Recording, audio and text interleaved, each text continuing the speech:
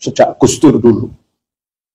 Gus Dur aman-aman saja. Gus Dur itu ya seperti itu. Gus Dur tidak pernah mengancam Rizik Syihab, tidak pernah membenci Rizik Syihab. Tapi di sana nampak Rizik Syihab sampai nantang-nantang kepada Gus Dur, mengajak mubahalah. Seolah-olah Rizik Syihab merasa terkejar-kejar oleh fenomena Gus Dur itu. Itu kan menandakan bahwa fenomena dalam tanda kutip perlunya dampingan yang khusus yang harus diberikan kepada Rizik Syihab itu sebenarnya sudah lama, sejak Gus Dur.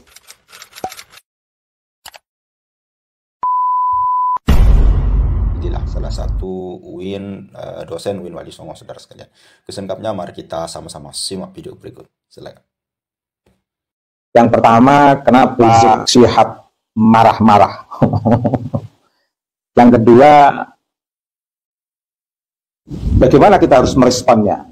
Yang kedua, sebagai bentuk permohonan maaf saya, mungkin kepada teman-teman, handetolan, sahabat, dan umat Islam, dan secara umum warga negara Indonesia, mungkin tidak sependapat dengan pendapat saya yang ingin saya sampaikan, karena tidak populis. Intinya begini, kebanyakan umat Islam, warga negara Indonesia, itu risih, sangat tidak nyaman, bahkan kalau boleh melakukan kekerasan, tentu akan menghajar Rizik Syihab. Tapi karena negara kita adalah negara hukum, sehingga mereka tidak bisa gegabah dan penuh perhitungan, menahan emosi sambil menunggu akan ada keputusan apa yang secara langsung diputuskan oleh Allah terkait dengan sosok yang satu ini, yaitu Rizik Syihab. Sisi lain, banyak di sosial media yang sudah dengan beberapa komunitas dari seluruh Indonesia merespon amarah emosi Rizik Syihab.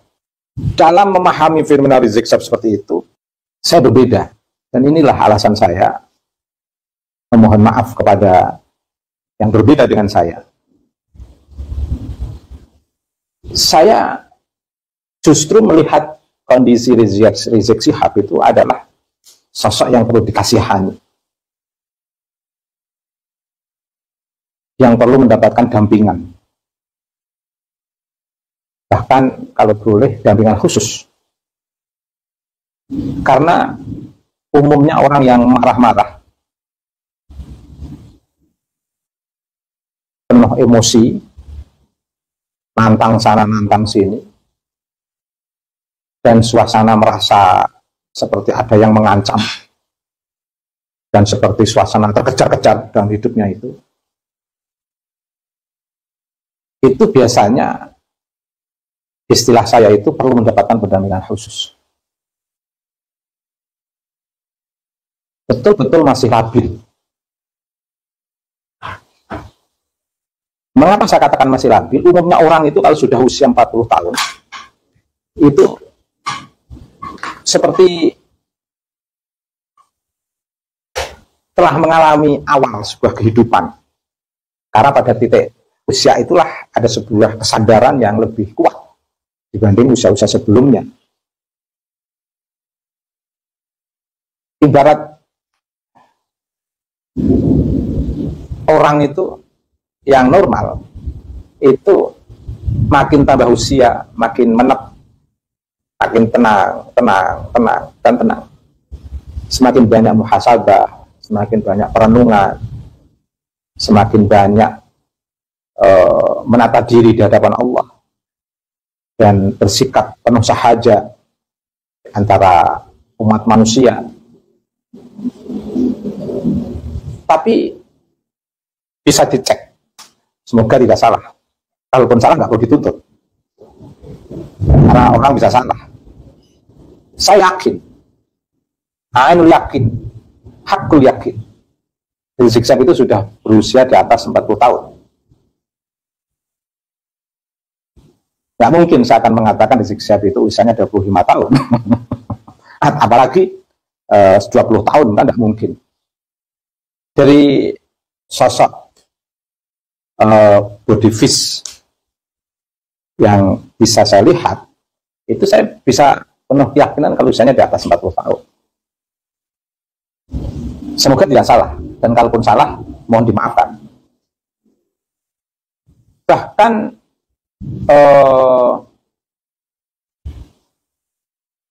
kemungkinan besar, tadi yakinnya saya sudah di atas 40 tahun. Saya kuatkan dengan istilah kemungkinan besar, itu sudah usia 50 tahun.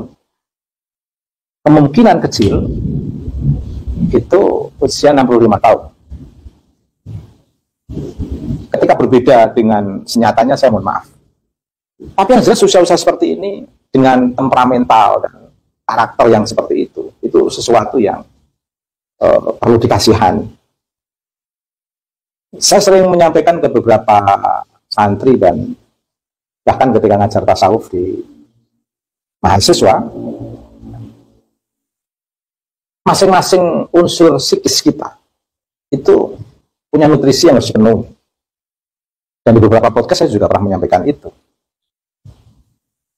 Saya ingin mengambil sampel satu saja biar tidak mengulang, terkait dengan al-qalbu, hati. Itu punya nutrisi untuk simpati, empati. Artinya ketika hati ini digunakan untuk selalu mencaci, memfitnah, amarah, penuh emosi, itu sebenarnya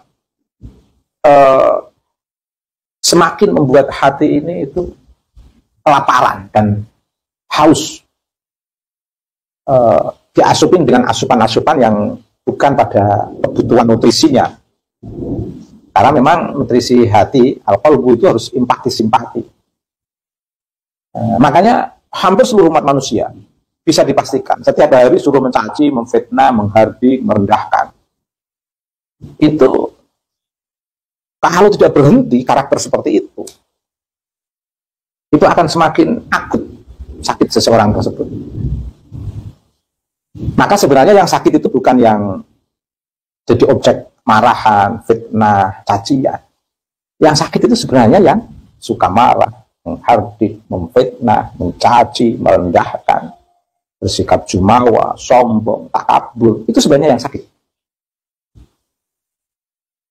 Bukan mereka yang menjadi sasaran sosok ini yang sakit. Justru yang menjadi sasaran sosok ini ketika dia sabar, dia yang lebih sehat. Ini kalau melihat gejala psikologis secara umum. Tapi saya tidak mengatakan Rizik Syihab sakit, tidak. Saya hanya mengatakan kasihan. Rizik Syihab kasihan. Tentu ini menjadi tanggung jawab keluarga untuk memberikan dampingan kepada beliau agar kadang-kadang pakai teori Jawa lah, jangan Arab terus, jangan ke Arab-Araban. Ada teori Jawa yang menarik untuk memberikan dampingan kepada Rizik Syihab. Apa itu? Kita itu memang harus tanggap, tapi tidak harus selalu menanggapi. Tanggap terhadap sebuah fenomena, keadaan, kondisi lingkungan, tapi tidak semua harus ditanggapi. Oh, bisa stres, apalagi di zaman akhir ini. Semua fenomena harus ditanggapi, bisa stres. Tanggap, tapi tidak harus menanggapi. Manusia suruh cuek untuk tidak merespon sebuah fenomena itu tidak mungkin.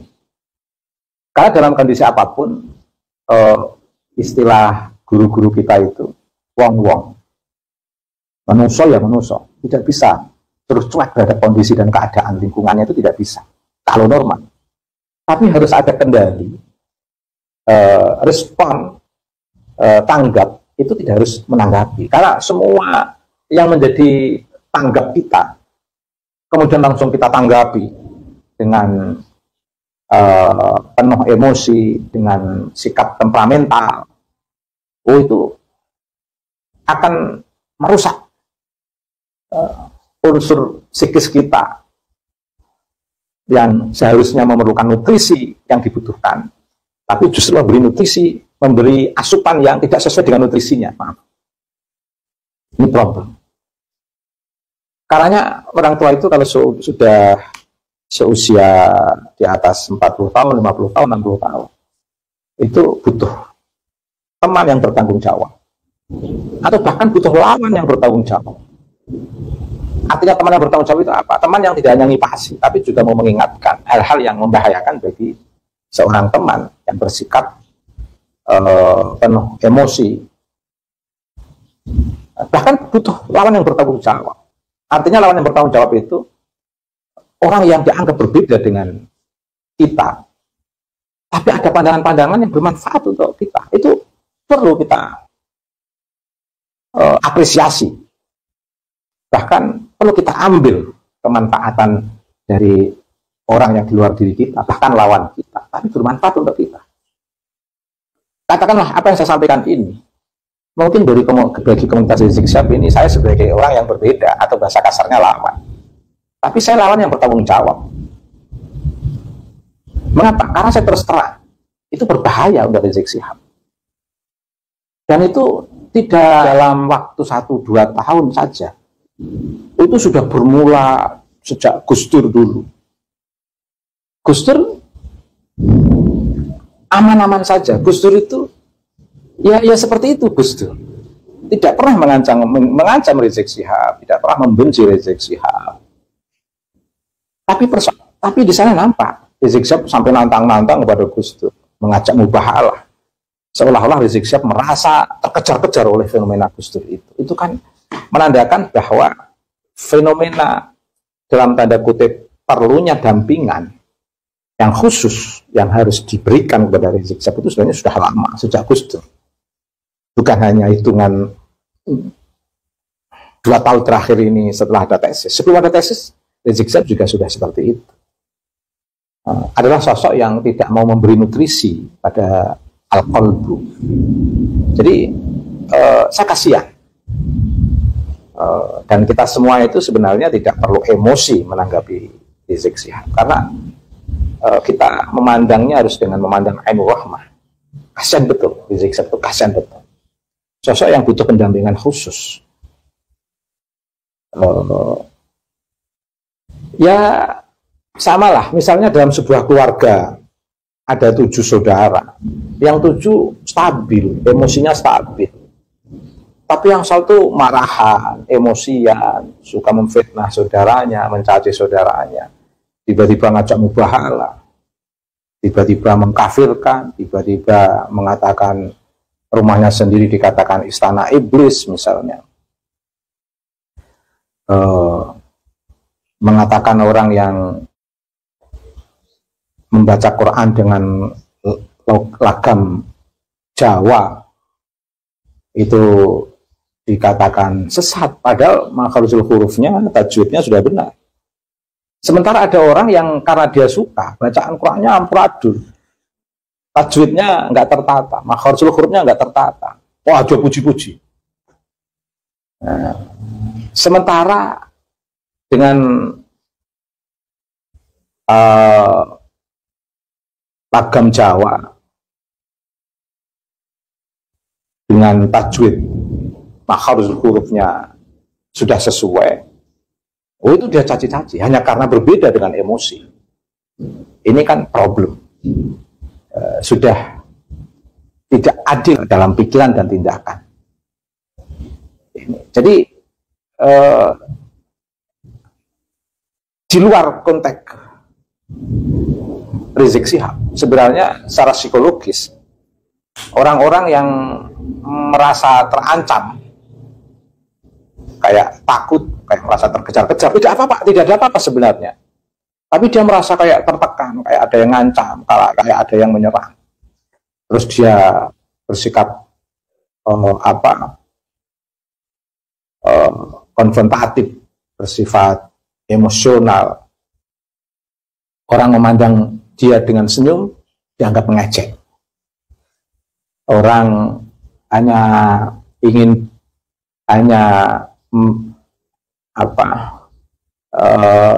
ingin berbeda dengan dia, dianggap musuh bebuyutan. Ini kan kalau dalam psikologi, ini secara umum ini, saya tidak nyindir siapapun, itu masuk kategori paranoid. Jadi orang yang merasa terancam padahal tidak ada yang mengancam. Uh, dan tapi saya yakin Habib Rizik tidak sampai sejauh ini, tidak. Beliau hanya butuh pendamping, penyeimbang. Yang kebangetan itu yang dekat dengan Rizik Syihab, kebangetan menurut saya. Ngompori. Jadi ibarat gorengan itu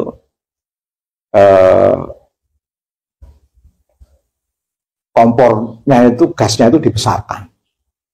Jadi gorengannya ngelonyom sampai gosong. Sehingga ibarat manusia yang dikompori itu darahnya jadi hitam. Tadinya ganteng jadi nggak ganteng. Tadinya putih jadi nggak putih. Tadinya berseri menjadi masam dan penuh emosi. Melihat orang di depannya ingin dikremus saja. Tiba-tiba nggak ada apa-apa, nyuruh orang untuk ngasah golok, parang, ngajak perang, kan nggak ada apa-apa kok ngajak perang. Karenanya subhanallah, saya memahami Rizik Syihab adalah sosok yang perlu dikasihani, perlu dapat dampingan khusus.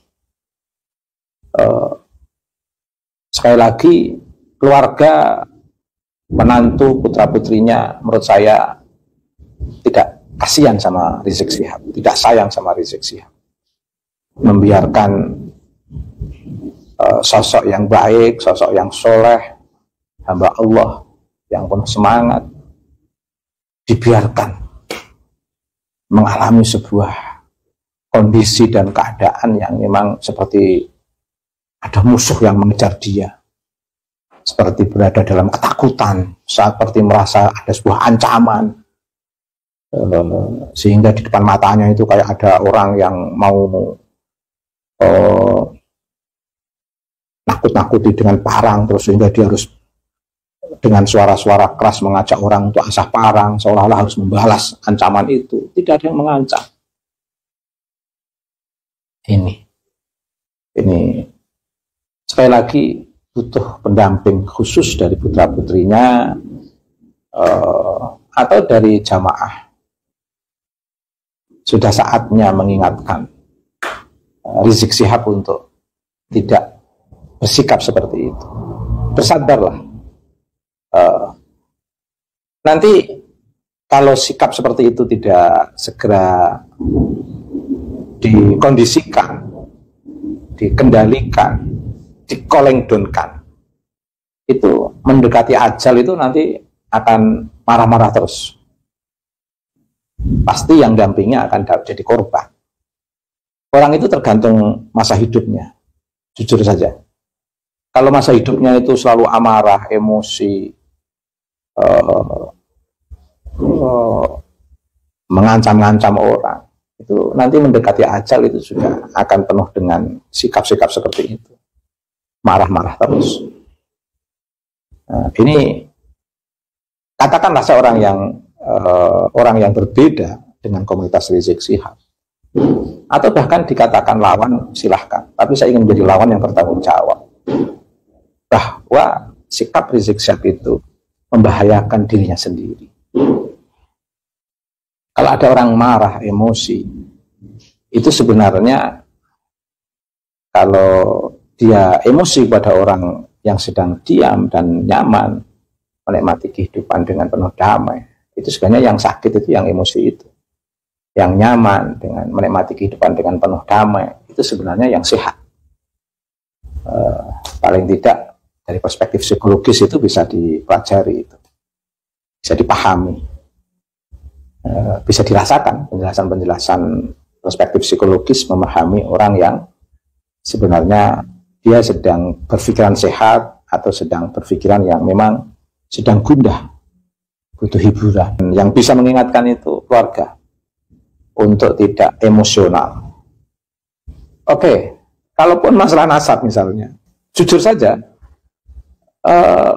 di banyak alumni yang pernah mondok nyantri sama abah saya, itu mereka nggak percaya kalau saya itu anaknya abah saya. Dan saya nggak emosi, saya nggak emosi. ada beberapa kiai yang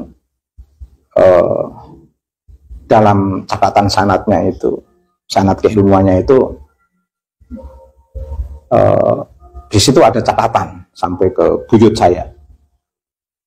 Dia nggak mengenal saya, nggak apa-apa, nggak apa-apa, nggak apa-apa,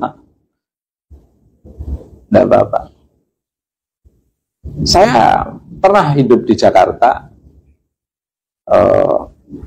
saya ketemu dan saya melihat itu alumni pesantrennya abah saya. Dia sosok yang terkenal dan masyhur. Lihat saya seperti nggak kenal saya, itu nggak apa-apa, nggak apa-apa. Di beberapa kesempatan itu ada sebuah kegiatan gitu. Nah, di situ pas kebetulan makan bersama, saya makan di situ. Ada orang itu ngerasani baik ya, membahas kebaikan-kebaikan orang tua saya. Tapi dia tidak kenal kalau itu adalah bapak saya. Nggak apa-apa. Atau di sebuah counter HP misalnya, saya sedang cari HP gitu. Nah, ada orang berdua itu membahas orang tua saya, bahkan membahas pernah ngaji di abah saya. Gini. Saya di sebelahnya, dia nggak kenal saya, nggak apa-apa. Karena memang saya dari kecil sudah mondok, saya dari lulus MI, SD sudah keluar dari rumah saya. Nggak apa-apa. Bahkan sampai sekarang masih ada orang yang belum tahu kalau saya itu putranya ayah saya. Yang menantunya dikira putranya sendiri, yang saya putra sendiri, putra dari ayah saya, malah tidak dikenal. Nggak apa-apa. Apalagi kalau dikaitkan nasab yang sudah melewati konflik sosial politik yang luar biasa. Di abad pertengahan, sosial politik pasca abad pertengahan, pra abad pertengahan, ini kan konflik luar biasa. Catatan nasab itu hampir tidak bisa dipastikan kecuali riwayat hadis terjaga. Kalau riwayat silsilah kenasaban itu tidak bisa dipastikan. Makanya kiai-kiai itu kan tidak pernah mencatat nasabnya sampai melewati Wali Songo. Mereka la'ala suwab, makanya la'ala suwab. Mengapa? Karena sadar betul Wali Songo ke atas itu sudah banyak kepentingan, banyak konflik sosial politik yang dahsyat dan luar biasa. Boro-boro ada Mbak Alwi ngaku sebagai nasab paling sahih, paling valid.